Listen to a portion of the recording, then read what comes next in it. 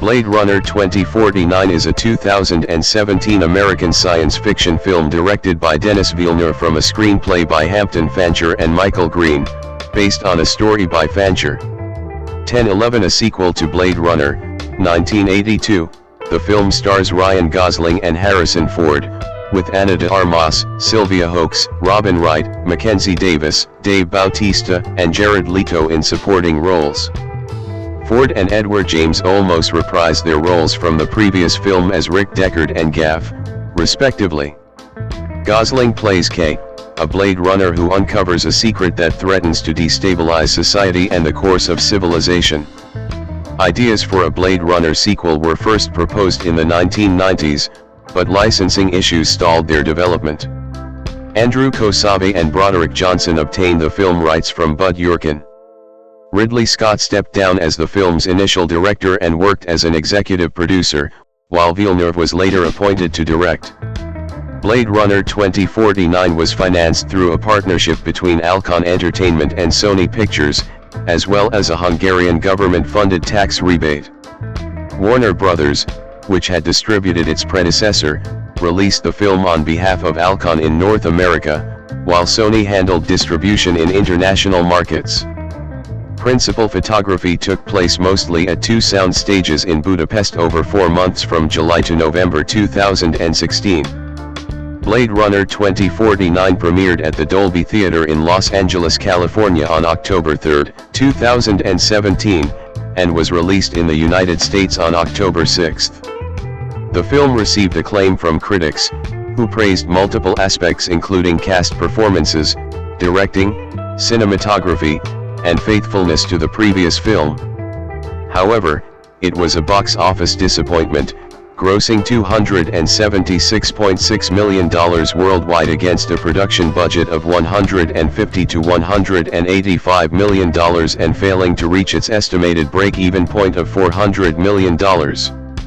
Among its numerous accolades, Blade Runner 2049 received Academy Awards for Best Cinematography and Best Visual Effects out of 5 nominations, and 8 British Academy Film Awards nominations, winning for Best Cinematography and Best Special Visual Effects. A sequel television series, Blade Runner 2099, is in development at Amazon MGM Studios, with Scott set to return as executive producer. Plot: in 2049 Los Angeles, bioengineered humans known as replicants are still used for slave labor. K, short for serial number, KD6-3.7, a Nexus 9 replicant, works for the Los Angeles Police Department as a Blade Runner, an officer who hunts and retires, kills, rogue replicant models. After retiring replicant sapper Morton, K finds a box buried under a tree at Morton's farm. It contained the remains of a female replicant who died during a cesarean section. This demonstrates that replicants could reproduce biologically, previously thought impossible. K's superior, Lt. Joshi, fears this knowledge will lead to war between humans and replicants, so she orders K to retire the replicant child and destroy all related evidence. K visits the Wallace Corporation, successor to the defunct Tyrell Corporation in the manufacture of replicants. DNA archives identify the deceased female as an experimental Nexus 7 replicant. K learns of her romantic ties with former Blade Runner Rick Deckard. A CEO Neander Wallace wants the secret to replicant reproduction to expand interstellar colonization. He sends his replicant enforcer, Love, to monitor K. An unidentified figure engages several prostitutes in the city, including one named Mariette, to keep eyes on K. At Morton's farm, K finds the date June 10, 21 carved into the tree trunk and recognizes it from a childhood memory of a wooden toy horse. Because replicant memories are artificial, K's holographic AI girlfriend Joy suggests that this is evidence that K was born, not created. K discovers in LAPD records that 2 children born on that date have identical DNA, but are inexplicably registered as being opposite genders, and that the girl died from a genetic disorder. K's search for the boy leads him to an orphanage, but the records from the year in question are missing. K recognizes the orphanage from his memories and finds the toy horse in the furnace where he remembers hiding it. He then visits replicant memory maker Dr. Anna Stelline, who confirms that his memory of the orphanage is a real memory that someone lived, leading K to conclude he is the deceased replicant woman's son. K then fails a baseline test, marking him as rogue. When he implies to Joshi that he killed the replicant child, she gives him 48 hours to pass the test, or he will be retired himself. Joy hires prostitute replicant Mariette to sync with to be able to have sex with K. The following morning, Mariette places a tracker in K's jacket prior to leaving. K then takes the wooden toy horse to be analyzed for its origin, which leads him to the ruins of a now radioactive Las Vegas. There he finds Deckard, who informs him that the deceased replicant woman was named Rachel, and that he is the father of Rachel's child. Deckard had helped the replicant freedom movement scramble the birth records to protect the child's identity. Deckard then left the child with the movement to ensure the hunted child would not be found through him. Love, who has killed Joshi, tracks K to Las Vegas. She kidnaps Deckard, destroys Joy, and leaves an injured K behind. Using Mariette's tracker, the movement rescues K. Their leader, Freyza, reveals that Rachel's child was actually a girl. Fearing that Deckard may give up the freedom movement to Wallace and endanger the child, Freyza urges K to kill him. K deduces that the memory of the toy horse actually belongs to Dr. Stelline, who is Rachel's daughter. Love takes Deckard to meet Wallace, who offers Deckard a duplicate Rachel in exchange for information about the child's whereabouts. Deckard refuses the offer, so Wallace has Love kill the duplicate. As Love transports Deckard to be tortured off-world, K intercedes. He fights and drowns Love but is mortally wounded in the process. K tells Deckard that he will be presumed dead, and is now free to go to his daughter, and then takes him to Dr. Stelline's facility. Standing outside the facility, he hands Deckard the toy horse. Deckard enters the building and meets Dr. Stelline, while K dies on the front steps. B. Cast. See also, List of Blade Runner characters. Ryan Gosling as K. Harrison Ford as Rick Deckard. Ana de Armas as Joy. Sylvia Hoeks as Love. Robin Wright as LT. Joshi. Mackenzie Davis as Mariette. Carla Juri as Dr. Anna Stelline. Lenny James as Mr. Cotton. Dave Bautista as Sapper Morton. Jared Leto as Neander Wallace. Edward James Olmos as Gaff. Barkat Abdi as Doc Badger. Hayam Abbas as Freyza. David Dastmalkian as Coco. Wood Harris as Nandes. Sally Harmson as Replicant. Tomasz Lamarquise as Wallace Corporation File Clerk. Archival footage, audio, and stills of Sean Young from the original film are used to represent both her original character of Rachel and a duplicate of the character created by Neander Wallace. 13 Young's likeness was digitally superimposed onto Lauren Pita, who was coached by Young on how to recreate her performance from the first film. The voice of the replicant was created with the use of a sound-alike actress to Young. 14 Young was credited for her work. Production. Development. Director Denis Villeneuve credits Blade Runner for igniting his passion for filmmaking. From the 1990s, licensing disputes over Philip K. Dick's novel Do Androids Dream of Electric Sheep? 1968, had deterred the creation of sequels to the science fiction drama Blade Runner, 1982. 15 Director Ridley Scott conceived two ultimately unrealized projects vaguely connected to the Blade Runner canon in the interim, such as a standalone sequel titled Metropolis. 1617 Scott's second project, a collaboration with his son Luke and younger brother Tony titled Pure Fold, had been imagined as an episodic web series examining conceptions of empathy. 17. Nearly 3 decades after the film's release, Alcon Entertainment co-founders Andrew Kosabe and Broderick Johnson purchased the intellectual property from producer Bud Yorkin. The terms of Alcon's acquisition prohibited the remake of the original Blade Runner film, but entitled the company rights to syndication, franchising, and derivative media such as prequels and sequels. 18 No longer satisfied with the profits of their smaller budget features, and with investor funding scarce, Kosavi and Johnson sought to increase Alcon's output of blockbuster films. If you don't have repetitive cash flow, which is a fancy way of saying being in the sequel business, you are going to be in trouble eventually. 19 Progress on a new Blade Runner feature soon accelerated when Kosavi named Christopher Nolan one of his ideal choices to direct. 20 However, Nolan said he never planned to direct, despite being an admirer of the Blade Runner franchise. 21. By August 2011, Alcon had announced Ridley Scott signing as the film's director to the press. 22 The British filmmaker had long desired a sequel to expand upon the subject matter.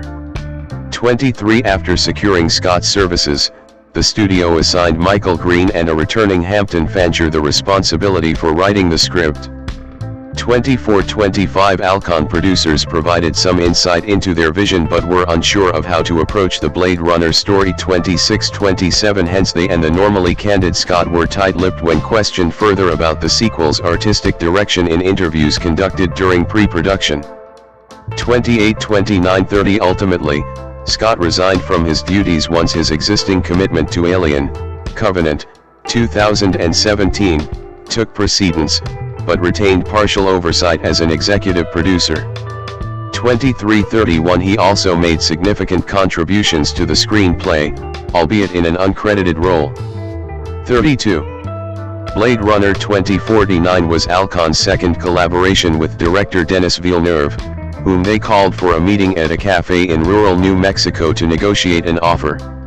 They had an existing professional relationship from Prisoners, 2013. 33 Villeneuve credits Blade Runner for inspiring his passion for filmmaking. 23 But hesitated to accept the assignment at first as he feared tarnishing the franchise's legacy. 33 Nevertheless, he liked the screenplay and was assured by Fancher's investment in the project. 33-34 Villeneuve preserved elements of the original film by modernizing Blade Runner's retro-futuristic on-screen world, which he saw as imperative for an authentic story. 23. A scene from Steven Spielberg's Ready Player One, 2018, set in the Blade Runner universe was excluded from the film's finished cut. Spielberg had sought copyright approval during the filming of Blade Runner 2049, which Alcon producers refused as they feared the explicit reference would affect their commercial prospects, even though Ready Player One was released months later. Consequently, Spielberg opted to replace the scene for one based on The Shining, 1980, owing to his friendship with Stanley Kubrick. 35. Casting. Ryan Gosling and Harrison Ford promoting the film at the 2017 San Diego Comic-Con. Harrison Ford and Ryan Gosling were Blade Runner 2049's first significant casting choices. 36-37 Gossip about Ford's participation had been circulating in the media since the project's conception, claims which the producers initially denied. 29-30 Having only approached the actor for a part in 2014. 38 Alcon did not publicly announce their signing until the following year. 36 Ford had expressed interest in reprising his role in past interviews and was enthusiastic about the Blade Runner 2049 script. 38-39 The working conditions on set were another aspect of the production pleasing to Ford. 40 In contrast to the stressful shooting environment endured on Blade Runner. 23-41 Ford stated the 35-year passage of time, plus the synthesis of a new story with Deckard's already established backstory, lent context necessary to playing his aged character. 41 Edward James Olmos, the only other returning Blade Runner actor, appears in a supporting part which pivots the main story. 42. The screenwriters tailored case specifically for Gosling. 43 But it was the opportunity to work with Villeneuve and experienced cinematographer Roger Deakins, paired with his faith in the script, that convinced the actor to join Blade Runner 2049 in his first leading role in a blockbuster production. 44-45 Gosling had developed a reputation for his discriminating film choices. The prospect of working on big-budget franchise sets never enticed him. 45 Yet he trusted the filmmaker's instincts, and the thematic complexity of the script further reassured his decision. 46. A longtime Blade Runner fan, the actor remarked that his first viewing experience of the film as a young teenager was profound. It was one of the first films I had seen where it wasn't clear how I was supposed to feel when it was over. It really makes you question your idea of the hero and the villain, the idea of what it means to be human. 23. Blade Runner 2049 proved challenging for Gosling because of the production's scope. 47. Gosling also helped rewrite the dialogue for the baseline test scene, which Villeneuve felt wasn't aggressive enough. Gosling suggested using a variation of the dropping in technique developed by Shakespeare and Company. 48. An actress of national renown in Spain who aspired to break into English-speaking roles, Ana de Armas auditioned several times before landing the film's female lead. 49. After shooting for her first Hollywood film Hands of Stone, 2016, de Armas settled in Los Angeles in pursuit of a role that did not typecast her ethnicity. She underwent 4 months of rigorous speech training to master her English before auditioning. Once the studio commenced production of Blade Runner 2049, the actress said her fitness training provided the necessary mental space to prepare for the intense shooting schedule. 49. Villeneuve considered David Bowie, one of the franchise's core influences, for the part of Neander Wallace until the musician died months prior to filming. 43. He and the producers subsequently looked at Jared Leto, fresh off filming the DC Extended Universe, DCEU, film Suicide Squad, 2016, as they felt he exuded Bowie's rock star sensibility. 43. 50. Leto refrains from naming specific sources that shaped certain aspects of his character's persona, rather the actor cites real-life friends who work in tech as a general influence. 51. Notorious for his unorthodox preparation for roles, Leto continued his unusual practices in Blade Runner 2049 by wearing custom opaque contact lenses to work the set completely blind. 52. Villeneuve recalled his first day shooting with the actor. He entered the room, and he could not see at all. He was walking with an assistant very slowly. It was like seeing Jesus walking into a temple. Everybody became super silent, and there was a kind of sacred moment. Everyone was in awe. It was so beautiful and powerful I was moved to tears. 52. A raft of mostly young actors comprise Blade Runner 2049's supporting cast. David Dastmalchian, Sylvia Hoeks, Carla Juri, Mackenzie Davis, and Barkhad Abdi were lesser-known stars with years of expertise in independent cinema. 53. Among the few exceptions are Dave Bautista, Hayam Abbas, and Lenny James, whose castings were revealed between April and July 2016. 54. 55. 56. And Robin Wright, assigned to one of 3 major female roles in Blade Runner 2049. 57. Wright's involvement had been rumored for weeks, but was not immediately confirmed by the filmmakers as her commitments to the Netflix series House of Cards, 2013 to 2018, momentarily stalled negotiations. 57. Filming. The exterior of the Budapest Stock Exchange's Liberty Square Palace, whose interior doubled for Las Vegas in casino set scenes. The filmmakers embarked on location scouting in April 2016. 58. And principal photography of Blade Runner 2049 commenced that July, lasting 4 months until November. 59. 60. They first toured London but found no sound stage available for the needs of the production. As a result, Deakins and Villeneuve flew to Hungary for location scouting, partly due to Scott's familiarity with the country's network of facilities. They also toured Slovakia to source architectural ideas. 61. Blade Runner 2049's production crew were mostly Hungarian, with some American staff hired to supervise the set. 61. Inserts with Wright and Hoeks were the first scenes filmed on set. 62. Shooting took place mainly at Korda Studios and the Origo Studios backlit in suburban Budapest. 63. Where the shoot qualified for a 25% tax rebate on in-state costs from the Hungarian government. 64. The Alcon, Sony partnership allocated $180 million, $90 million each, for the budget, rebates notwithstanding. 19 interior shots of the Budapest Stock Exchange's Liberty Square Palace doubled for Las Vegas in casino set scenes 61-65 and abandoned Soviet industrial sites such as the abandoned Enoda and Kelenfold power plants were important filming locations that emphasized Blade Runner 2049's dystopian ethos.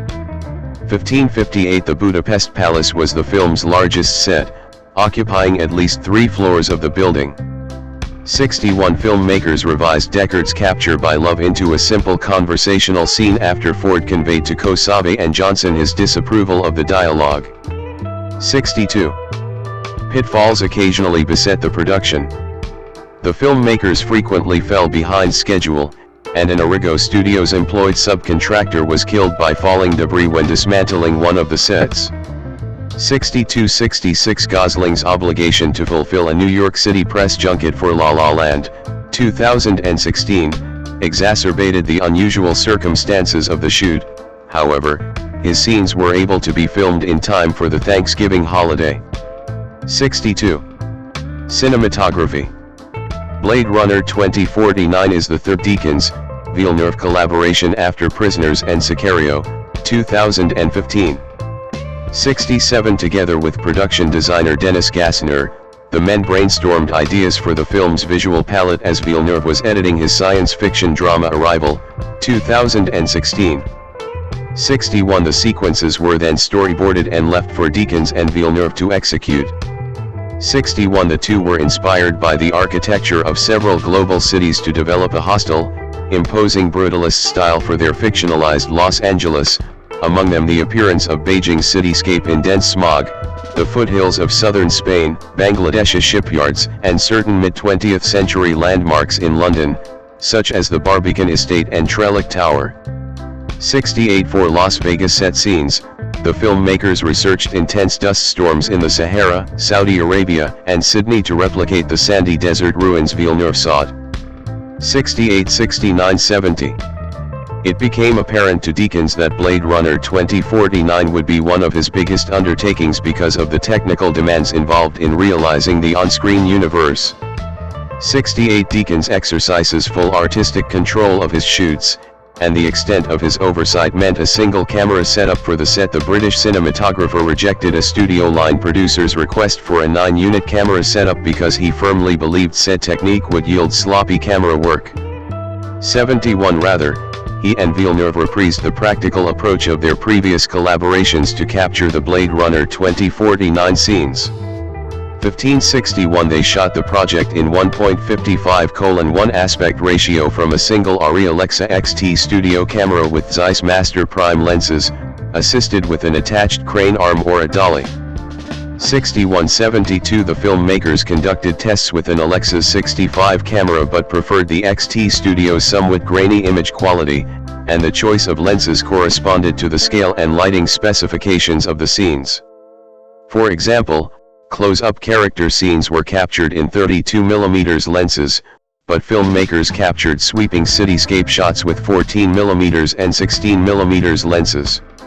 15 Occasionally, Arri Alexa mini cameras were used to represent views from the spinners, the vehicles used in the film. 61. Spinner on display at the Peterson Automotive Museum, Los Angeles.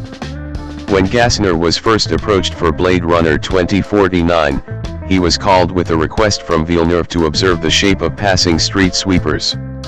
The designer had known Scott since 1982, when they first collaborated for the Francis Ford Coppola-directed musical One from the Heart, 1982. 73 Redesigning the spinners then became one of his initial responsibilities. He and the filmmakers envisioned a harsh, angular design for the spinners, one intended to evoke the sense of technological innovation. 73 It was also up to Gassner to complete most of the Blade Runner 2049 sets so producers could exercise full artistic control of the shoot. Gassner described the process as especially difficult as design elements had to be distinct but lore-faithful, with everything executed under a tight shooting schedule.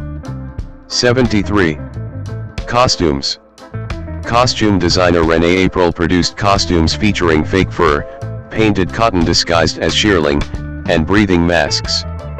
74 April initially researched the fashion styles of the 1960s and 1970s, but elected to research various decades for influence as well as both Eastern and Western culture. When discussing the film, she stated she did not consider it a fashionable one. "I made costumes for the dark, wet, polluted, miserable world that Denis Villeneuve created. I had to hold myself back and remove anything too avant-garde or outre because it did not help the story. There were no superhero suits because the world needed to be realistic, and the characters relatable." 75. When April discussed the film with Villeneuve about what direction she should take the costumes, Villeneuve told her brutal, a similar description he gave to Gosling. "So I took it from there and made it tougher. Also, we did not want to do something science fiction. We wanted to do it realistic. I did not want costumes with lots of zippers and plastic. So my job was to make the characters believable." 76. Post-production. Warner Brothers announced in early October 2016 that the film would be titled Blade Runner 2049. 77 Editing commenced in December in Los Angeles, with the intention of having the film be rated R. 78 At the 2017 San Diego Comic-Con, Villeneuve said the film would run for 2 hours and 32 minutes. 79 An early cut of the film was 4 hours long, and Villeneuve described this version as quite strong, but also at times too self-indulgent. He said he prefers the shorter final version, which is more elegant, though Ridley Scott has voiced the opinion that it is still too long. Villeneuve said he will not show the 4-hour cut to anyone. 81 As with Skyfall, 2012, cinematographer Roger Deakins created his own IMAX master of the film, rather than using the proprietary DMR process that IMAX usually uses with films not shot with IMAX cameras. 82. Music. Main article, Blade Runner 2049, soundtrack. Rapper-producer LP said he was asked to compose music for the first Blade Runner 2049 trailer, but his score was rejected, or ignored. 83 Johan Johansson, who had worked with Villeneuve on Prisoners, Sicario, and Arrival, was initially announced as composer for the film. 84 Villeneuve and Johansson decided to end the collaboration, however, because Villeneuve thought the film needed something different, and also that he needed to go back to something closer to Vangelis's soundtrack of the first film. 85 Composers Hans Zimmer and Benjamin Wallfisch joined the project in July 2017.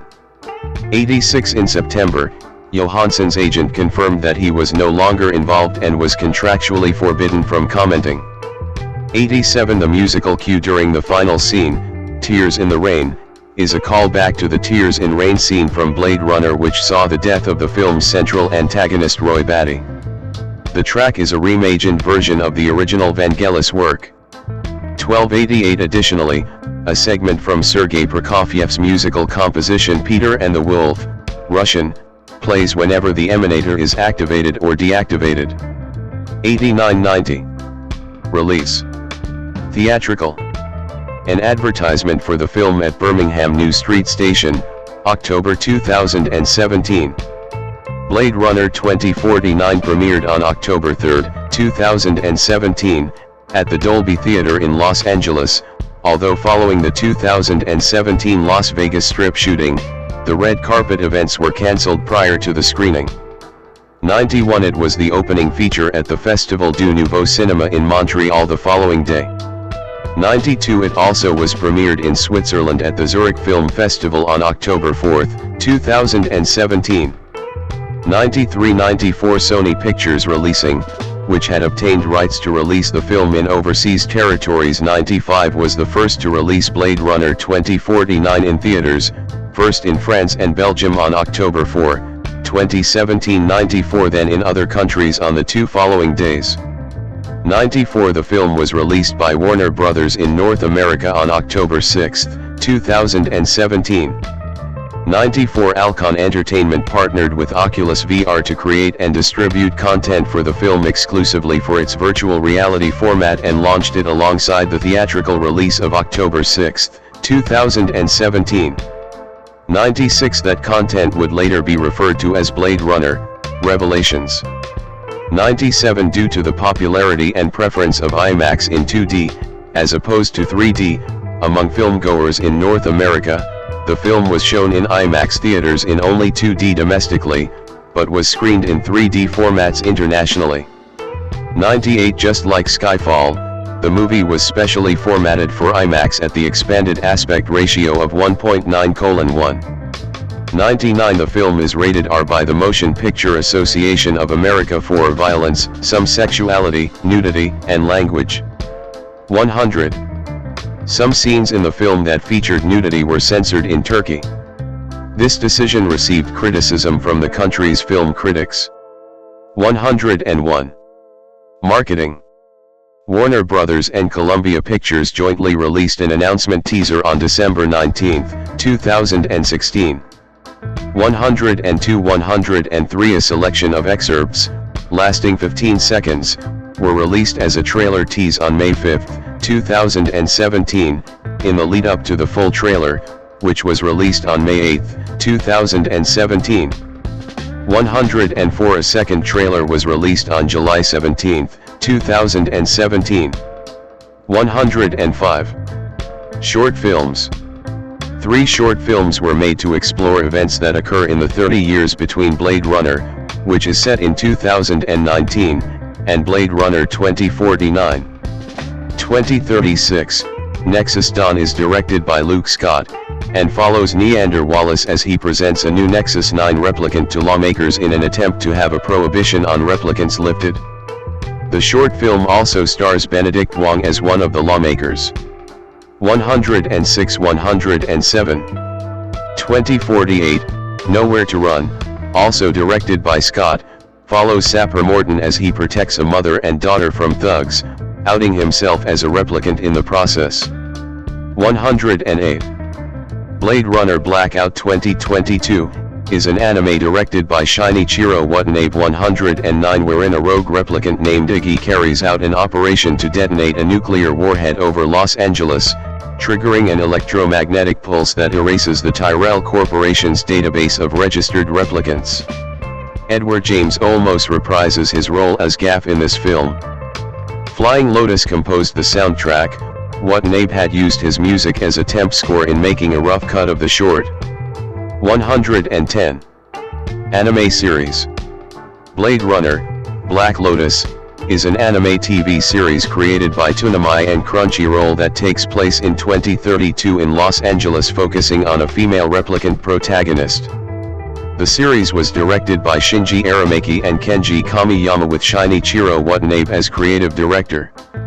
Home media.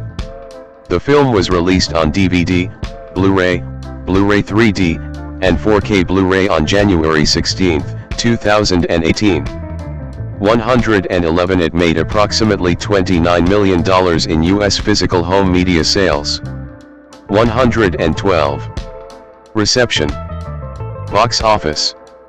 Blade Runner 2049 grossed $92.1 million in the United States and Canada, and $175.4 million in other territories, for a worldwide total of $267.5 million, against a production budget between $150 to $185 million. 679-113 The projected worldwide total the film needed to gross in order to break even was estimated to be around $400 million, and in November 2017, The Hollywood Reporter wrote that the film was expected to lose Alcon as much as $80 million. 114 Ridley Scott attributed the film's underperformance to the runtime, saying, "It's slow. Long. Too long. I would have taken out half an hour." 115. In the United States and Canada, the film was initially projected to gross $43 to $47 million in its opening weekend. 116 In September 2017, a survey from Fandango indicated that the film was one of the most anticipated releases of the season. 116 It made $4 million from Thursday night previews, including $800,000 from IMAX theaters, but just $12.6 million on its first day, lowering weekend estimates to $32 million. 117 It made $11.3 million on Saturday and went on to debut to $31.5 million, performing below both projections but still finishing first at the box office and marking the biggest openings of Villeneuve and Gosling's careers. 117 The film would hold Gosling's opening weekend record for 6 years until 2023 when it was overtaken by Barbie. 118 Regarding the opening weekend, director Villeneuve said, "It's a mystery. All the indexes and marketing tools they were using predicted that it would be a success. The film was acclaimed by critics. So everyone expected the first weekend's results to be impressive, and they were shocked. They still don't understand." 119. Deadline Hollywood attributed the film's performance to the 163-minute runtime limiting the number of showtimes theaters could have, lack of appeal to mainstream audiences, and the marketing being vague and relying on nostalgia and established fan base to carry it.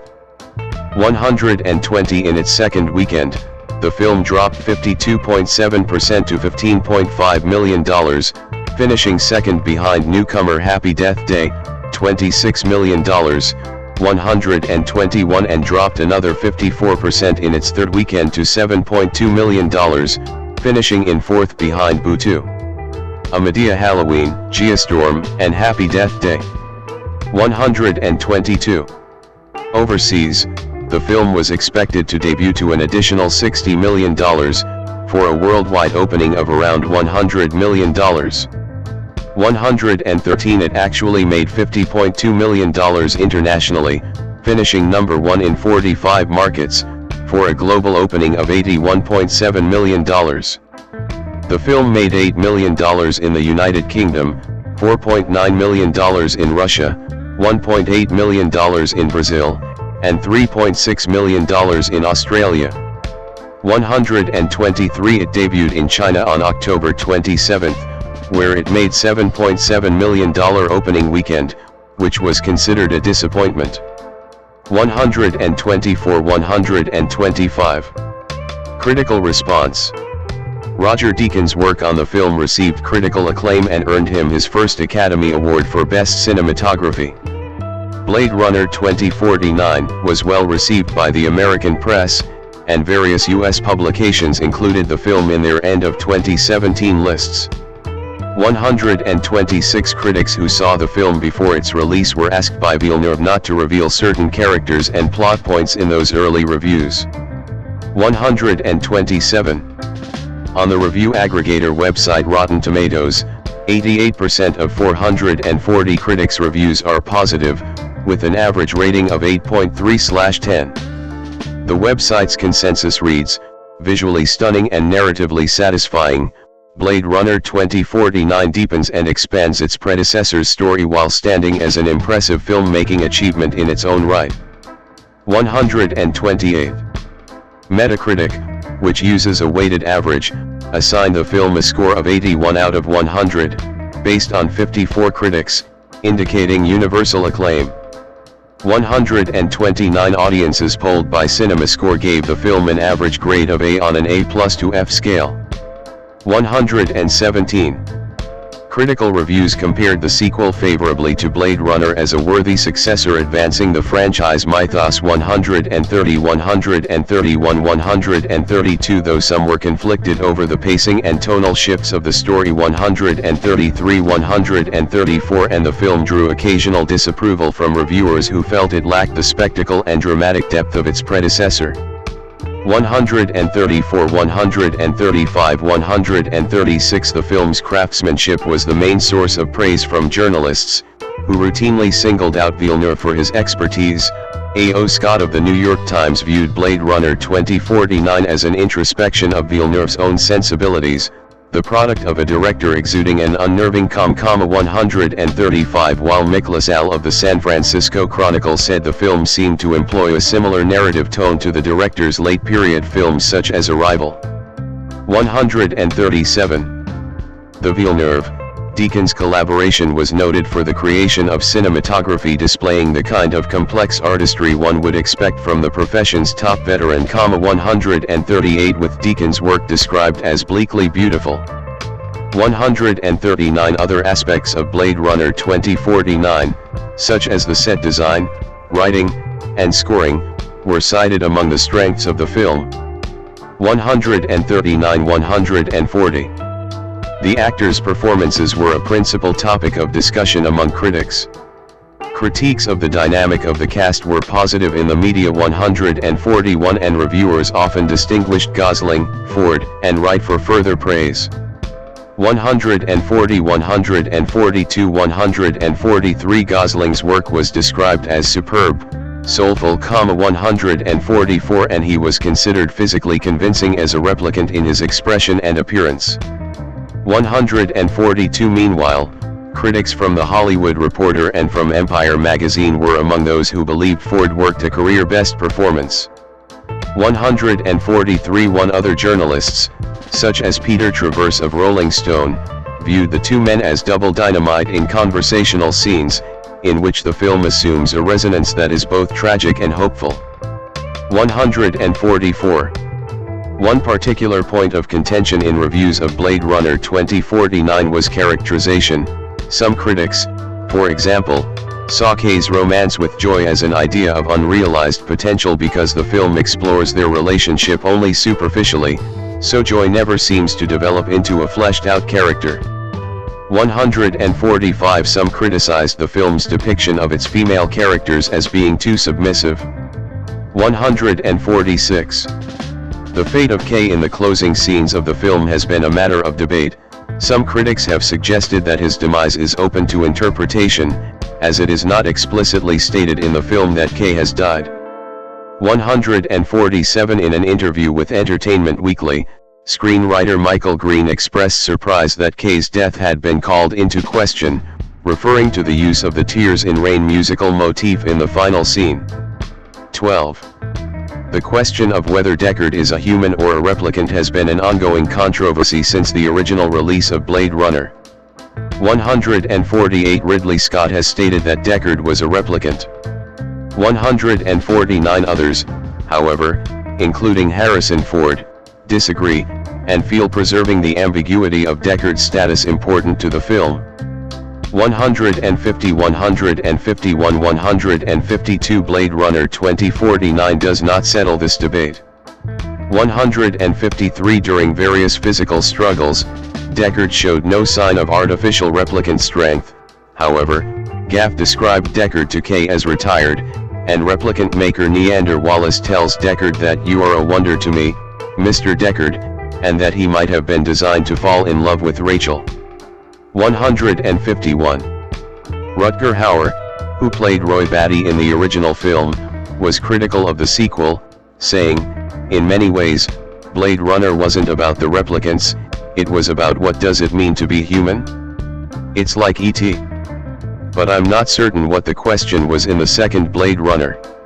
It's not a character-driven movie and there's no humor, there's no love, there's no soul. You can see the homage to the original. But that's not enough to me." 154. In 2025, the film ranked number 63 on the Reader's Choice edition of the New York Times list of the 100 best movies of the 21st century. 155. Social commentary. Reviewing the film for Vice, Charlotte Gush was critical of its portrayal of women, who she said were either prostitutes, holographic housewives or victims dying brutal deaths. While acknowledging that misogyny was part of the dystopia in Scott's 1982 original, she stated that the sequel was eye-gougingly sexist. 156 Writing for The Guardian, Anna Smith expressed similar concerns, stating that sexualized images of women dominate the stunning futuristic cityscapes. 146 Sarah Stewart of the New York Post entitled her review "You'll Love the New Blade Runner Unless You're a Woman." 157. Rachel Keynes of Movie Pilot countered that the gender politics in Blade Runner 2049 are intentional. The movie is about secondary citizens, replicants, orphans, Women.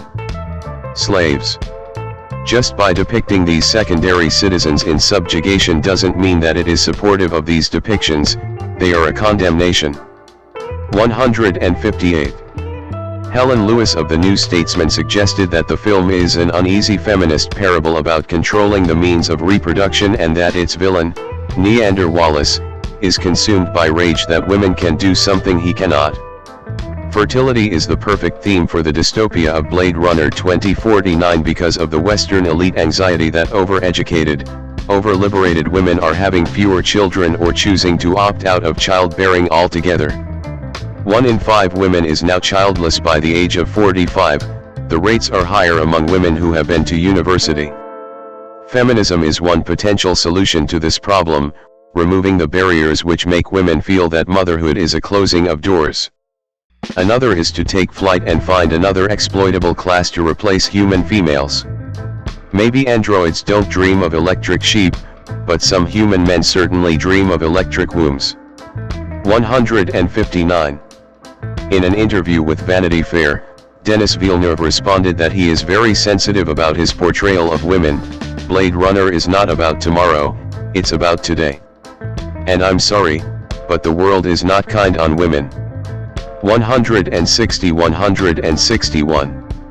Quoting from viewer demographics for the film by Variety, Donald Clark of the Irish Times indicated that female audiences seemed alienated from it, as just 35% of its audience was female.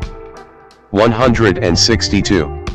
Esquire magazine commented on the controversial aspects of the sex scene involving Kay, the holographic Joy and replicant Mariette, calling it a robo-ménage à trois, and contrasted it with the sex scene between Joaquin Phoenix and Scarlett Johansson in Her, 2013. 163. Mackenzie Davis, who portrayed Mariette, argued for the self-awareness of the film's social commentary in an interview with the website Refinery29. Asked how she believed Blade Runner 2049 differs from Blade Runner in its portrayal of women, Davis responded, "I think it's pretty self-aware about a pornographic economy that has reduced the roles of women to sheer consumption. The normalization of women's roles as things to be consumed, there's products that are made, just like there are now. The idea of the semi-sentient sex doll is really in line with what's going on in this Blade Runner universe, about having a thing that fulfills everything you want, but doesn't talk back and can't argue with you, but can be a loving, supporting companion and also fulfill all your sexual needs. Feels like something that's very contemporary and something the movie is very self-aware about. And then I think that there are female roles in different castes of this society that are able to be more embodied and powerful in conventional ways, and also have cracks in their facade where you see their vulnerabilities. But it seems like this world is so dependent on this caste system of humans perform these roles, replicants perform these roles, human superiors, creators, and those are the ways that women sort of travel between. But there isn't a lot of upward mobility. 164. Other outlets noted the film's depiction of environmental issues, the impacts of climate change and a wider ecocide. 166 Science fiction author Matthew Kressel told the BBC that he thought the environmental collapse the film so vividly depicts is not too far off from where we are today. Stills from the film were also compared to air pollution in Beijing and wildfire smoke in San Francisco and New York City. 167, 168, 169. Accolades.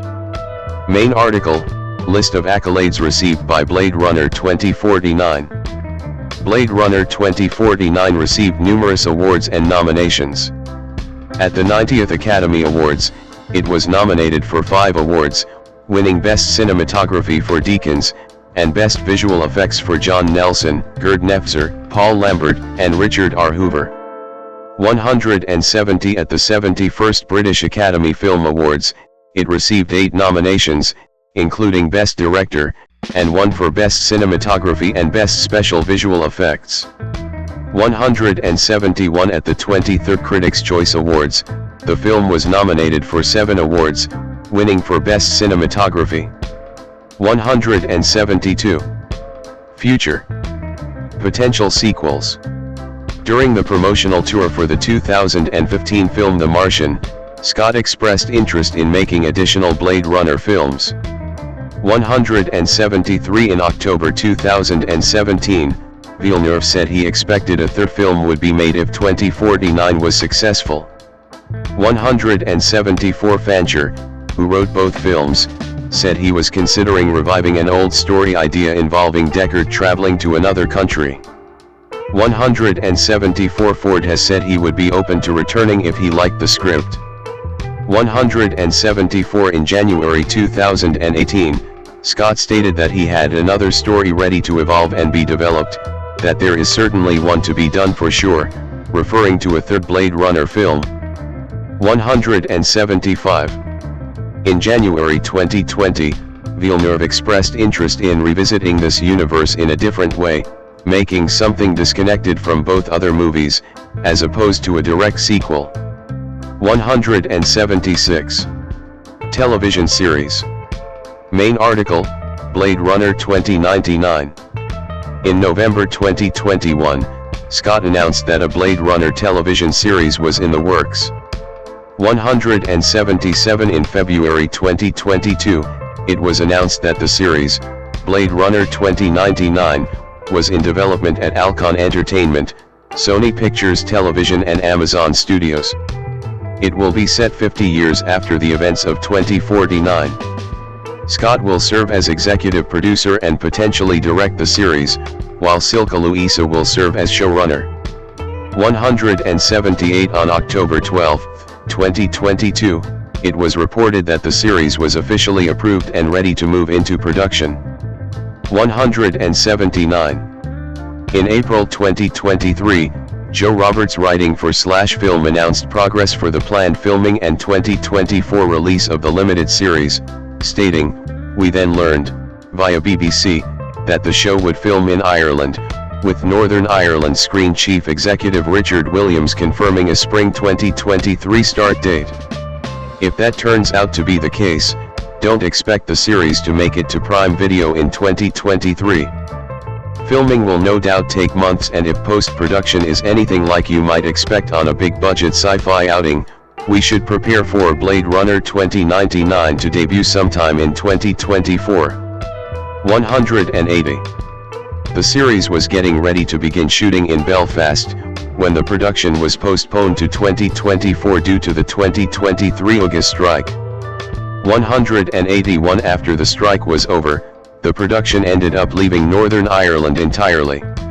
Roughly £1.5 million had been spent of £4.1 million awarded by the Northern Ireland Screen Fund, but all money would be returned to the NI Screen Fund upon the production's exit from the country. However, this left a gap in Northern Ireland's production schedule according to NI Screen Fund's chief executive Richard Williams. 182. Blade Runner 2099 is scheduled to premiere on Amazon Prime Video on November 25, 2026. 183. Video game. In June 2023, Annapurna Interactive announced Blade Runner 2033, Labyrinth was in development. It is to be set before the events of the movie and after the anime Blade Runner, Black Lotus. 184. However, following internal shake-ups at Annapurna, the game's Steam page was delisted as well as removing mention of it from the Annapurna website. No official comment was provided. Ryan Thomas Gosling, /SL/Gosling 1 born November 12, 1980, is a Canadian actor. Known for his work in both independent films and major studio features, his films as a leading actor have grossed over $4 billion worldwide. He has received various accolades including a Golden Globe Award, in addition to nominations for 3 Academy Awards, 9 Critics' Choice Awards, 2 British Academy Film Awards and a Primetime Emmy Award. He began his acting career at a young age, starring in Disney Channel's The All-New Mickey Mouse Club, 1993 to 1995, and teen dramas such as Breaker High, 1997 to 1998, and Young Hercules, 1998 to 1999. He transitioned to film with his feature-length debut in Frankenstein and Me, 1996, and a supporting role in the sports drama Remember the Titans, 2000. 2. He received praise for his performance in The Believer, 2001, before emerging as a leading man for his role Noah Calhoun in the romantic drama The Notebook, 2004, and further praise came with the psychological thriller Fracture and comedy drama Lars and the Real Girl both, 2007. For the later he received several Best Actor nominations at major award ceremonies. Gosling earned Academy Award nominations for his performances in the independent drama Half Nelson, 2006, the romantic musical La La Land, 2016, and the fantasy comedy Barbie, 2023, the latter became his highest-grossing release. He also starred in acclaimed films including the romantic drama Blue Valentine, 2010, the comedy Crazy, Stupid, Love, the political drama The Ides of March both, 2011, the action drama Drive, 2011, the biographical comedy dramas The Big Short, 2015, and First Man, 2018, and the action comedy The Nice Guys, 2016. His highest grossing came with the science fiction films Blade Runner 2049, 2017, and Project Hail Mary, 2026. Gosling made his directorial debut with the fantasy film Lost River in 2014. Off-screen, he is a prominent supporter of several charities. Gosling's band Dead Man's Bones released their self-titled debut album and toured North America in 2009. He is a co-owner of Tajin, a Moroccan restaurant in Beverly Hills, California. Gosling is in a relationship with his longtime co-star actress Eva Mendes. Early life. Ryan Thomas Gosling was born on November 12, 1980, at St. Joseph's Hospital in London, Ontario. 3. To Thomas Ray Gosling, a traveling salesman for a paper mill. 4. And Donna Wilson, a secretary. 5. 6. Both of his parents are of part French-Canadian descent, along with some German, English, Scottish, and Irish. 7. He and his family were members of the Church of Jesus Christ of Latter-day Saints. 8. And Gosling has said that the religion influenced every aspect of their lives. 9. Because of his father's work, they moved around a lot. 4. Gosling lived in Cornwall, Ontario. 10. And Burlington, Ontario. 11. His parents divorced when he was 13. 12. And he and his older sister Mundy lived with their mother. 5. An experience Gosling has credited with programming him to think like a girl. 13. Gosling was educated at Gladstone Public School. 14. Cornwall Collegiate and Vocational School and Lester B. Pearson High School. 15. As a child, he watched Dick Tracy and was inspired to become an actor. 16. He hated being a child. 9. Was bullied in elementary school. 17. And had no friends until he was 14 or 15. 18. 19. In school he picked fights to impress girls. 20. In grade 1, having been influenced by the action film First Blood, he took steak knives to school and threw them at other children during recess. This incident led to a suspension. 21. 22. 23. 24. Better source needed. Gosling was diagnosed with ADHD and was prescribed Ritalin and was also recommended to go to a special school. 25. He was unable to read at age 10 and was homeschooled thereafter. 26. 27. His mother left her job and homeschooled him for a year. 28. He has said homeschooling gave him a sense of autonomy that I've never really lost. 9. Gosling performed in front of audiences from an early age, encouraged by his sister being a performer. 29. He and his sister sang together at weddings. He performed with Elvis Presley, his uncle's Elvis Presley tribute act. 30. And was involved with a local ballet company. 31. Performing boosted his self-confidence as it was the only thing for which he received praise. 19. He developed an idiosyncratic accent because, as a child, he thought having a Canadian accent did not sound tough. He began to model his accent on that of Marlon Brando. 32. Gosling dropped out of high school at age 17 to focus on his acting career. 33. Acting career. 1990s, early television roles. After 12-year-old Gosling successfully auditioned for a revival of the all-new Mickey Mouse Club, He was given a 2-year contract as a mousekeeper and subsequently moved to Orlando, Florida to film the show. 34-33 He has said he appeared on screen infrequently because other children were considered more talented. 35 Nonetheless, he has described the job as the greatest 2 years of his life. 33 Fellow cast members on the show included Britney Spears, Christina Aguilera, Justin Timberlake, Carrie Russell, and J.C. Chasez. Gosling has credited the experience with instilling in him this great sense of focus. 36. Gosling starred in the series from 1993 until it ended in 1995. 37 After which he returned to Canada. He continued to appear in family entertainment television series, including Are You Afraid of the Dark? 1995, 38 and Goosebumps, 1996, 38 and starred in Breaker High, 1997-98, as Sean Hanlon. 38 When he was 18, he moved to New Zealand to film the Fox Kids adventure series Young Hercules, 1998-1999, as the title character. 38 He initially enjoyed working on the series, but began to care too much about the show, making it too difficult to enjoy. He wanted to spend more time sitting with and devising a character as well as play a variety of roles, so he chose to transition into film and not accept any more television work. 33. 2000-2003, Independent Films. Aged 19, Gosling decided to move into serious acting.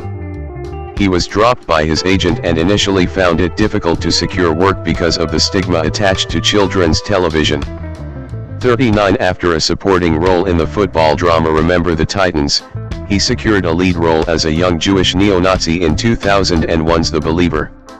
Director Henry Bean said he cast Gosling because his Mormon upbringing helped him understand the isolation of Judaism.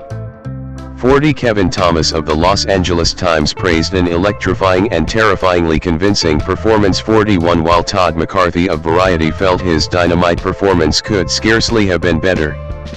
42 The film won the Grand Jury Prize at the Sundance Film Festival. 43 And Gosling has described it as the film that kind of gift wrapped for me the career that I have now. 30. Because of the controversial nature of the film, it was difficult to secure financial backing for a full theatrical release. 44 And the film was instead broadcast on Showtime. 44 The film was a commercial failure, grossing $416,925 worldwide from a production budget of $1.5 million. 45. In 2002, Gosling co-starred in the psychological thriller Murder by Numbers. 46 where Gosling portrayed one of a pair of high school seniors who believe they can commit the perfect murder. Lisa Schwartzbaum of Entertainment Weekly described him as a phenomenal talent even in junk like this. 47 While Todd McCarthy felt that the strong and charismatic young actors were let down by the screenplay. 48 The film was a minor commercial success, grossing $56 million worldwide from a production budget of $50 million. 49 His second screen appearance of 2002 was in The Slaughter Rule, which explores the relationship between a high school football player and his troubled coach, played by David Morse. Gosling has said that the opportunity to work with Morse made him a better actor. 50 Stephen Holden of the New York Times described Gosling as major star material with a rawness and an intensity that recall the young Matt Dillon. 51 While Manala Dargis of the Los Angeles Times was won over by his raw talent. 52 The film was released in just 3 U.S. theaters and grossed $13,411. 53. In 2003, Gosling starred in The United States of Leland as a teenager imprisoned for the murder of a disabled boy. He was drawn to the role because it was unusual to find a character that was emotionally disconnected for the whole film. 54. Critic Roger Ebert felt that the gifted actor does everything that can be done with Leland, but the character comes from a writer's conceits, not from life. 55. A.O. Scott of the New York Times noted that he struggles to rescue Leland from the clutches of cliché. 56 While David Rooney of Variety felt that his one-note, blankly disturbed act has none of the magnetic edge of his breakthrough work in The Believer. 57 The film grossed $343,847 in the United States and was not released overseas. 58. 2004 to 2009, The Notebook and Half Nelson. Gosling gained mainstream attention in 2004 after starring opposite Rachel McAdams in the romantic drama film The Notebook, a film adaptation of Nicholas Sparks' novel of the same name, directed by Nick Cassavetes. 59 Gosling played Noah Calhoun and commented on the role, "It gave me an opportunity to play a character over a period of time, from 1940 to 1946, that was quite profound and formative." 60. He sought to imbue his character with quiet strength and was inspired by Sam Shepard's performance in Days of Heaven. Shepard co-starred in The Notebook. 61 Filming took place in Charleston, South Carolina, in late 2002 and early 2003. 62 Although Gosling and McAdams became romantically involved in 2005, they had a combative relationship on the set. 63-64 We inspired the worst in each other, Gosling has said. "It was a strange experience, making a love story and not getting along with your co-star in any way." 9. At one point, Gosling asked Cassavetes to bring somebody else in for my off-camera shot because he felt McAdams was uncooperative. 64 The New York Times praised the spontaneous and combustible performances of the two leads and noted that, against your better judgment, you root for the pair to beat the odds against them. 65. Desson Thompson of The Washington Post praised Gosling's beguiling unaffectedness and noted that it's hard not to like these two or begrudge them a great love together. 66 The film grossed over $115 million worldwide. 67 Gosling won 14 Choice Awards, 68 and an MTV Movie Award. 69 Entertainment Weekly has said that the movie contains the all-time best movie kiss. 70 While the Los Angeles Times has included a scene from the film in a list of the 50 classic movie kisses. 71 The Notebook has appeared on many most romantic movies lists. 72 73 74 75 Gosling at the 2007 Toronto International Film Festival. In 2005, Gosling appeared as a disturbed young art student in Stay, a psychological thriller film co-starring Naomi Watts and Ewan McGregor. In an uncomplimentary review of the film, Manala Dargis of the New York Times stated that Gosling, like his fans, deserves better. 76. Todd McCarthy remarked that the capable Gosling and McGregor deliver nothing new from what they've shown before. 77 The film grossed $8 million worldwide. 78 Gosling was unfazed by the negative reaction. "I had a kid come up to me on the street, 10 years old, and he says, 'Are you that guy from Stay? What the F was that movie about?' I think that's great. I'm just as proud if someone says, 'Hey, you made me sick in that movie,' as if they say I made them cry." 79. Gosling next starred in 2006's Half Nelson as a drug-addicted junior high school teacher who forms a bond with a young student. To prepare for the role, Gosling moved to New York for 1 month before shooting began. He lived in a small apartment in Brooklyn and spent time shadowing an 8th grade teacher. 80 Kenneth Duran of the Los Angeles Times described it as a mesmerizing performance that shows the kind of deep understanding of character few actors manage. 81. Ruth Stein of the San Francisco Chronicle drew comparisons with Marlon Brando and asserted that nobody who cares about great acting will want to miss his performance. 82 Roger Ebert believed that his performance proves he's one of the finest actors working in contemporary movies. 83. Gosling garnered a nomination for the Academy Award for Best Actor. 26 The film grossed $4 million at the worldwide box office. 84 In 2007, he was invited to join the Academy of Motion Picture Arts and Sciences. 85. Gosling played an introvert who falls for a sex doll in the 2007 film Lars and the Real Girl. He drew inspiration from James Stewart's performance in Harvey. 86 Roger Ebert felt a film about a life-sized love doll had been turned into a life-affirming statement of hope because of a performance by Ryan Gosling that says things that cannot be said. 87 Ann Hornaday of the Washington Post described his performance as a small miracle, because he changes and grows so imperceptibly before our eyes. 88. However, Manala Dargis of the New York Times felt the performance is a rare miscalculation in a mostly brilliant career. 89. He was nominated for a Golden Globe Award for Best Actor, Motion Picture Musical or Comedy and a Screen Actors Guild Award for Outstanding Performance by a Male Actor in a Leading Role. 1991 The film was a box office failure, failing to recoup its $12 million production budget. 92. Gosling starred opposite Anthony Hopkins in the 2007 courtroom thriller Fracture.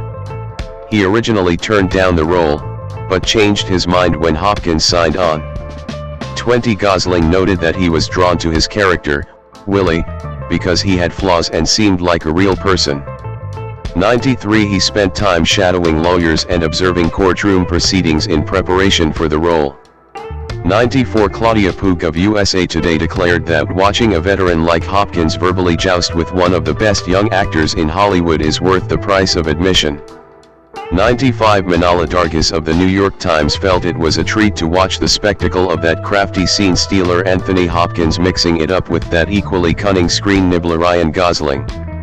Each actor is playing a pulp type rather than a fully formed individual, but both fill in the blanks with an alchemical mix of professional and personal charisma. 96. The film grossed over $91 million worldwide. 97. Gosling was scheduled to begin filming The Lovely Bones in 2007. However, he left the production 2 days before filming began because of creative differences and was replaced by Mark Wahlberg. 98 Gosling was cast as the father of the murdered teenage girl and initially felt he was too young for the role. The director Peter Jackson and the producer Fran Walsh persuaded him that he could be aged with hair and makeup changes. 99 Before shooting began, Gosling gained 60 pounds, 27 kilograms, in weight and grew a beard to appear older. 99 Walsh then began to feel he was not right. It was our blindness, the desire to make it work no matter what. 99. Gosling later said, "We didn't talk very much during the pre-production process, which was the problem. I just showed up on set, and I had gotten it wrong. Then I was fat and unemployed." 99. He has said the experience was an important realization for me, not to let your ego get involved. It's okay to be too young for a role. 100. 2010 to 2012, widespread recognition. Following a 3-year absence from the screen, Gosling starred in 5 films in 2010 and 2011. "I've never had more energy," Gosling said. "I'm more excited to make films than I used to be. I used to kind of dread it. It was so emotional and taxing. But I found a way to have fun while doing it. And I think that translates into the films." 39. He has also spoken of feeling depressed when not working. 19 In 2010, he starred opposite Michelle Williams in Derek Cianfrance's directorial debut, the marital drama Blue Valentine. The low-budget film was mainly improvised and Gosling has said you had to remind yourself you were making a film. 101 Nicholas Al of the San Francisco Chronicle felt he brings a preternatural understanding of people to his performance. 102 Wale O. Scott of the New York Times found him to be convincing as the rundown, desperate, older Dean, and maybe a bit less so as the younger version.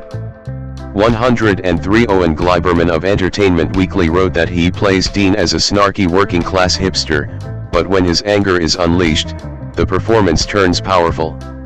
104.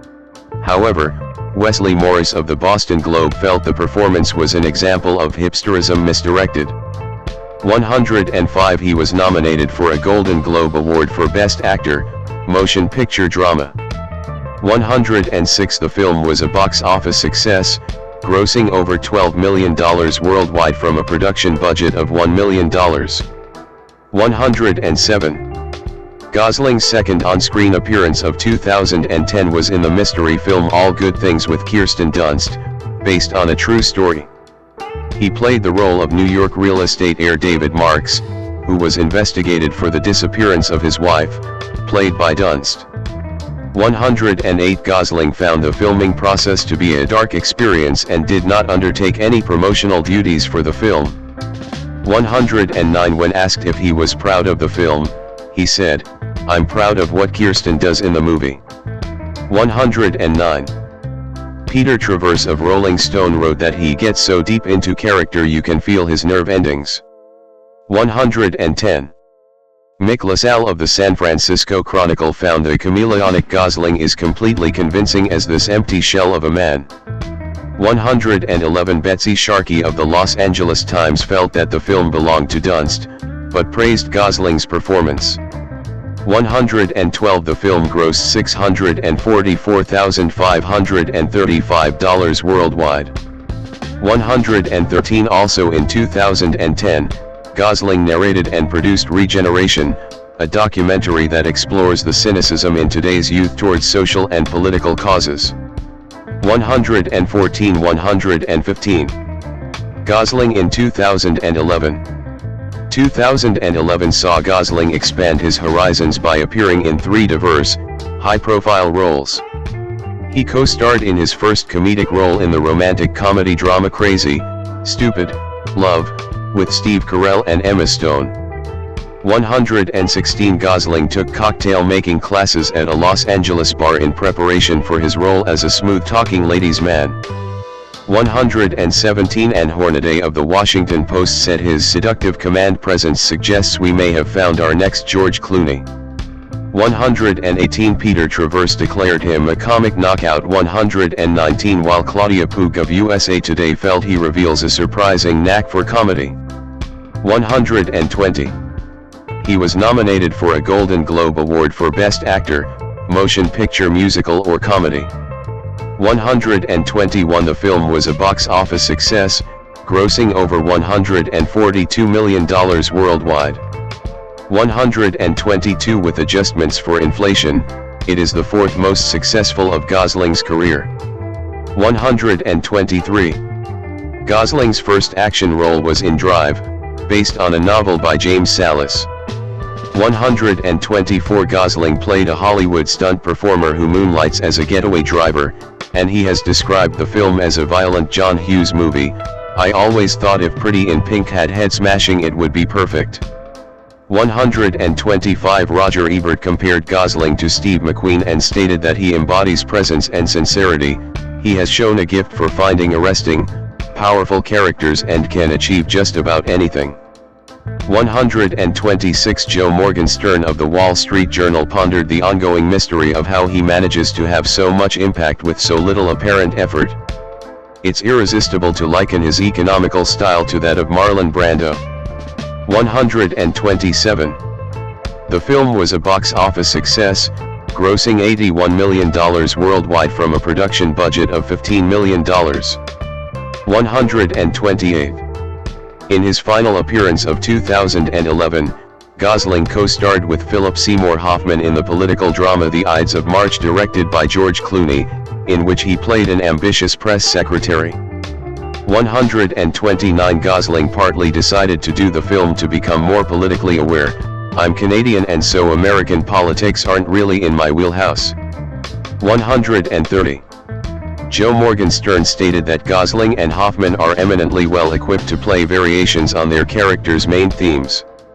Yet neither actor has great material to conjure with in the script. 131.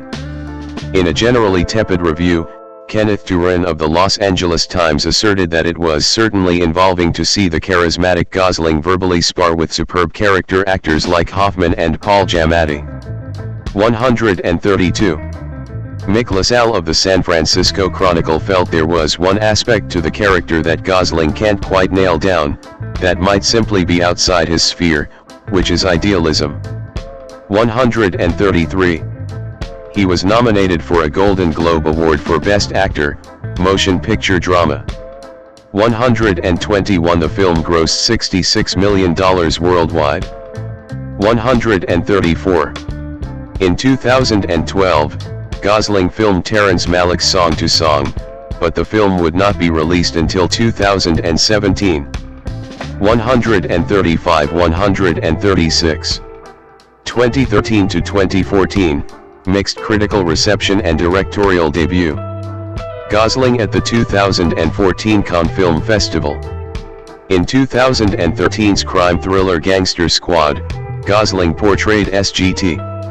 Jerry Wooters, a 1940s LAPD officer who attempts to outsmart mob boss Mickey Cohen, played by Sean Penn. He was reunited with Emma Stone as his love interest, after their earlier pairing in Crazy, Stupid, Love. Stone has said she hopes they will find more projects to work together on. 137. AO. Scott of the New York Times described the film as an excuse for the cast to earn some money trying out funny voices and suppressing whatever sense of nuance they might possess. 138. Christy Lemire of the Boston Globe criticized Gosling's weird, whispery voice and his barely developed, one-note character. 139. However, Betsy Sharkey of the Los Angeles Times felt that there was a seductive power in the scenes shared by Gosling and Stone, but like too much else in the film, it's a scenario that is only half played out. 140. In The Place Beyond the Pines, a generational drama directed by Blue Valentine's Derek Cianfrance. 141. Gosling played Luke, a motorcycle stunt rider who robs banks to provide for his family. 142. The shoot was described by Gosling as the best experience I have ever had making a film. 31. A.O. Scott of the New York Times praised his performance, writing, Mr. Gosling's cool self-possession, the only thing he was allowed to display in Drive, is complicated, made interesting, by hints of childlike innocence and vulnerability. 143. Scott found As of the Village voice was unimpressed. Gosling's character verges on parody. Gosling uses a soft, wounded half-whisper that tells us this is all some kind of put-on. It's a close variation on the role Gosling played to stronger effect in Nicholas Winding Refn's existential Hollywood thriller, Drive, where it was clear the character was meant to be an abstraction. 144. David Denby of The New Yorker remarked that he reprises his inexorable loner routine. 145. The film grossed $35 million worldwide from a production budget of $15 million. 146. Later in 2013, Gosling starred in the violent revenge drama Only God Forgives. 147. Directed by Drive's Nicholas Winding Refn. Gosling undertook Muay Thai training in preparation for the role. 148. And has described the script as the strangest thing I've ever read. 148. Both the film and his performance drew negative reviews. 149. 150. 151. David Adelstein of New York Magazine stated, Gosling looked like a major actor as a skinhead in The Believer and a star in Half Nelson. Then he stopped acting and started posing. His performance in Only God Forgives, Would God Forgive That title, is one long, moist stare. 152. Stephen Holden of the New York Times criticized Gosling's inability to give his automaton any suggestion of an inner life. 153. Peter Travers of Rolling Stone commented that Gosling, while meant to be a blank page for us to write on, often looks merely blank. 154. In early 2013, Gosling announced that he was taking a break from acting, stating, I've lost perspective on what I'm doing. I think it's good for me to take a break and reassess why I'm doing it and how I'm doing it. And I think this is probably a good way to learn about that. 155. Gosling's directorial debut Lost River competed in the Uncertain Regard section at the 2014 Cannes Film Festival. 156. The fantasy noir, written by Gosling, stars Christina Hendricks, Ben Mendelsohn, and Matt Smith. 157. 158. The film received largely unfavorable reviews. 159 Peter Bradshaw of The Guardian found it insufferably conceited and remarked that Gosling had lost any sense of proportion or humility. 160. Robbie Collin of the Daily Telegraph described Lost River as mind-bogglingly pleased with itself. 161 While Variety's Justin Chang dismissed the derivative film as a train wreck. 162. 2015, present, established actor. Gosling at the 2017 San Diego Comic-Con. In 2015, Gosling played a Bond salesman in the ensemble financial satire The Big Short, a Best Picture nominee at the 2016 Academy Awards. David Sims of The Atlantic felt that he was smarmily funny, somehow simultaneously magnetic and repulsive. After years wandering the halls of mediocre art cinema, it's wonderful to see him cut loose again. 163.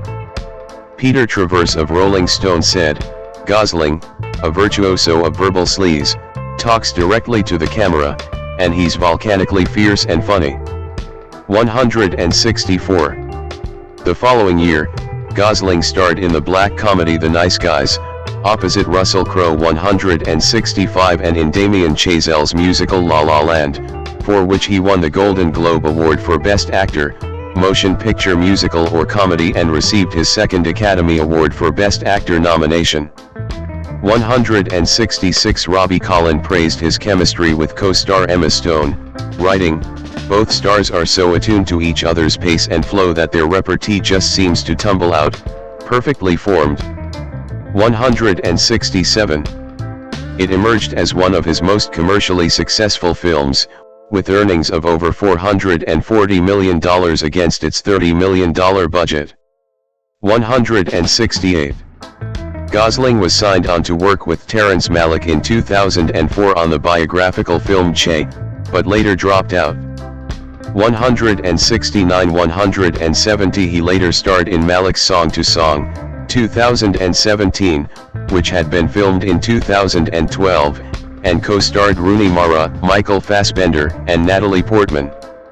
135 136 Also in 2017, he starred in Blade Runner 2049, a sequel to the 1982 science fiction film Blade Runner, directed by Denis Villeneuve and co-starring Harrison Ford, who reprised his role as Rick Deckard. Gosling's role was as Officer K, a Blade Runner working for the LAPD whose job it is to kill rogue bioengineered humans known as replicants. 171 A.O. Scott found him to be perfectly cast, adding that his ability to elicit sympathy while seeming too distracted to want it, his knack for making boredom look like passion and vice versa, makes him a perfect warm-blooded robot for our time. 172 Despite being Gosling's largest box office opening, grossing $31.5 million domestically, the film generally underperformed at the box office. 173. In 2018, Gosling portrayed Neil Armstrong, the astronaut who became the first man to walk on the moon in 1969, in Chazelle's biopic First Man, based on the book First Man, The Life of Neil A. Armstrong. 174 Writing for IndieWire, Michael Nordini commended him for bringing quiet charisma and grace to his role, while Nicholas Barber of the BBC hailed him as the best deadpan actor in the business. 175 176 He received a nomination for the Critics' Choice Movie Award for Best Actor. 177. After a 4-year break from film, Gosling returned starring in the 2022 spy action thriller The Gray Man, opposite Chris Evans and Ana de Armas. 178 The film had a limited theatrical release and was distributed by Netflix to negative reviews from critics, who described the film as mediocre and full of cliches. A sequel has been announced and is in development. 179 180 In the following year, Gosling starred as Ken in Greta Gerwig's fantasy comedy Barbie, opposite Margot Robbie in the title role. 181 He also sang the song I'm Just Ken for the film's accompanying soundtrack as well as a cover of Push by Matchbox 20. 182 183 His performance was acclaimed, with Anthony Lane of The New Yorker lauding his comedic performance as peak Gosling, 184, and Vulture's Alison Wilmore wrote that he comes close to stealing the movie. 185 He received Golden Globe, Critics' Choice, Screen Actors Guild, BAFTA, and Academy Award nominations for his performance. 186 187 188 189 190 He performed I'm Just Can't Live at the 96th Academy Awards, where it was nominated for Best Original Song. 191 Gosling next starred in the action comedy film The Fall Guy alongside Emily Blunt. 192 193 It received positive reviews from critics but did not perform well commercially. 194 In 2026, Gosling produced and starred in Project Hail Mary, based on Andy Weir's science fiction novel of the same name. 195 His performance in the film received critical acclaim. 196 He will star in Sean Levy's space opera film Star Wars, Starfighter, and will produce Rachel Morrison's romantic drama Love of Your Life starring Margaret Qualley and Patrick Schwarzenegger. Since 2017, Gosling has been attached to co-produce a film adaptation of Jeff Lemire's 2012 graphic novel The Underwater Welder. 197 In February 2021, Gosling signed to star in The Actor, an adaptation of Donald E. Westlake's novel Memory. Duke Johnson will direct the film and produce with Abigail Spencer under their Inner Light Films production banner.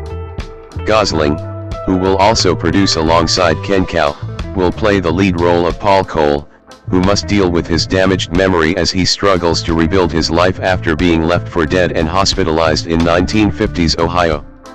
198 He will reunite with Robbie in a prequel to the Ocean's film series. 199 In July 2026, during San Diego Comic-Con, it was announced that Gosling would star as Ghost Rider in the Marvel Cinematic Universe film of the same name, scheduled to be released in 2028. 200 Music career. Main article, Dead Man's Bones. Gosling at a Dead Man's Bones concert in 2009. In 2000, Gosling published a solo album with the misspelled title Angel with Tattooed Wings. 201 The track Put Me in the Car from this album was made available for download on the internet in 2007. 202 Also that year, Gosling and his friend Zach Shields formed the indie rock band Dead Man's Bones. The two first met in 2005 when Gosling was dating Rachel McAdams and Shields was dating her sister, Kayleen. 203 204 They initially conceived of the project as a monster-themed musical but settled on forming a band when they realized putting on a stage production would be too expensive. 203 They recorded their eponymous debut album with the Silver Lake Conservatory's Children's Choir and learned to play all the instruments themselves. 203 Gosling contributed vocals, piano, guitar, bass guitar, and cello to the record. 204 The album was released through Anti Records on October 6, 2009. 205 Pitchfork Media was won over by the unique, catchy, and lovably weird record 206 while Prefix felt the album was rarely kitschy and never inappropriate. 207 However, Spin felt the album doesn't reverse the rule that actors make dubious pop musicians. 208 and Entertainment Weekly criticized its cloying, gothic preciousness. 209 In September 2009, Gosling and Shields had a 3-night residency at LA's Bob Baker Marionette Theater where they performed alongside dancing neon skeletons and glowing ghosts. 204 210 They then conducted a 13-day tour of North America in October 2009, using a local children's choir at every show. 211 212 Instead of an opening act, a talent show was held each night. 213 In September 2010, they performed at Los Angeles FYF Festival. In 2011, the actor spoke of his intentions to record a second Dead Man's Bones album. No children's choir will be featured on the follow-up album because it's not very rock and roll. 214. Personal life. Gosling and Rachel McAdams in 2005. Despite his Mormon upbringing, Gosling now describes himself as religious but non-denominational. 215. Gosling previously resided in New York City. 216 he co-owns Tajin, a Moroccan restaurant in Beverly Hills, California. 217 he bought the restaurant on an impulse. He said he spent all his money on it. 218 spent a year doing the renovation work himself, and now oversees the restaurant's menus. 218 219. Gosling had a relationship with his The Notebook co-star Rachel McAdams from 2005 to 2008. 220 221 222 he has been in a relationship with his The Place Beyond the Pines co-star Eva Mendes since September 2011. 223 they have two daughters, born in 2014 and 2016. 224. When asked in a 2022 interview if she and Gosling had married, Mendes said, "I like to keep it all mysterious." 225. Charity work. Gosling supports various social causes. He has worked with PETA to encourage KFC and McDonald's to use improved methods of chicken slaughter, and on a campaign encouraging dairy farmers to stop deadening cows. 226 227 228. In 2005, Gosling volunteered in Biloxi, Mississippi, in the cleanup effort following Hurricane Katrina. 229 he is a supporter of Invisible Children Incorporated, a group that raises awareness about the Lord's Resistance Army, LRA, in Central Africa. 230 in 2005, he traveled to Darfur refugee camps in Chad. 26 231 he was a speaker at Campus Progress National Conference in 2008, where he discussed Darfur. 232 as part of his work with the Enough Project, he visited Uganda in 2007. 233 and Eastern Congo in 2010. Harrison Ford, born July 13, 1942, is an American actor. Regarded as a cinematic cultural icon, Ford's accolades include nominations for an Academy Award, a British Academy Film Award, 2 Emmy Awards, 5 Golden Globes and 2 SAG-AFTRA's Actor Awards. He is also the recipient of the AFI Life Achievement Award, Cecil B. DeMille Award, Honorary César, Honorary Palme d'Or and SAG-AFTRA Life Achievement Award. After making his screen debut in 1966 and early supporting roles in the films American Graffiti, 1973, and The Conversation, 1974, Ford achieved global stardom for portraying Han Solo in the space opera film Star Wars, 1977, a role he reprised in 4 subsequent films for the eponymous franchise spanning the next 4 decades. He also received recognition for his portrayal of the titular character in the Indiana Jones franchise, 1981 to 2023, Rick Deckard in the Blade Runner franchise, 1982 to 2017, and Jack Ryan in the action thriller films Patriot Games, 1992, and Clear and Present Danger, 1994. These roles established him as an action hero and one of Hollywood's most bankable stars from the late 1970s into the early 2000s. Ford's performance in the thriller film Witness, 1985, earned him his sole Oscar nomination for Best Actor. His other films include The Mosquito Coast, 1986, Working Girl, 1988, Presumed Innocent, 1990, The Fugitive, 1993, Sabrina, 1995, The Devil's Own, 1997, Air Force One, 1997, 6 Days, 7 Nights, 1998, What Lies Beneath, 2000, K-19, The Widowmaker, 2002, Cowboys and Aliens, 2011, 42, 2013, The Age of Adeline, 2015, The Call of the Wild, 2020, and Captain America, Brave New World, 2025. Ford has also starred in the Paramount Plus Western series 1923, 2022 to 2025, and the Apple TV Plus comedy series Shrinking, since 2023, earning 2 nominations at the Primetime Emmy Awards for the latter. Outside acting, Ford is a licensed pilot. He has often assisted the emergency services in rescue missions near his home in Wyoming, and he chaired an aviation education program for youth from 2004 to 2009. Ford is also